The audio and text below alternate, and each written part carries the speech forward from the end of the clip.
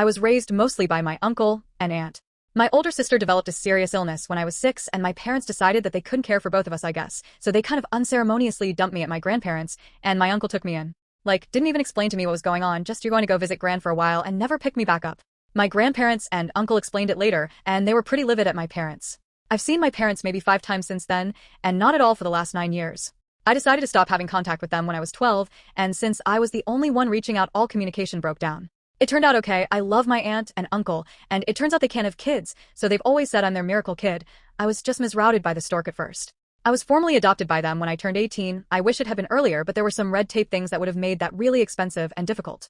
I'm 21 now. My sister passed away between Thanksgiving and Christmas, and I made a trip back from school for the funeral, but I stayed in the back and left before my bio parents could talk to me. They called my uncle to try to talk to me, but I said I didn't want to, so he told them that I wasn't available at the moment.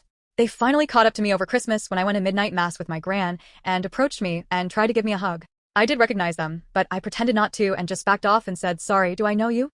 They said, "We're your parents." And I said, "My parents are at home," and went and sat down with my gran. They sat behind us, and I could just feel the stare, and on the way out they were like, "You really don't recognize us?" And I said, "Oh, are you my dad's brother? I think I remember you from when I was little." My gran thinks they deserved it, trying to come back to me like nothing happened, but they wrote me a long letter about how hurt they are, and how I should understand that they were trying to do the right thing, and how they'll always be my parents, and I can't change that. Other family members think I was too harsh as they're grieving, but I don't think they should get a pass just because they remembered me now that my sister's gone.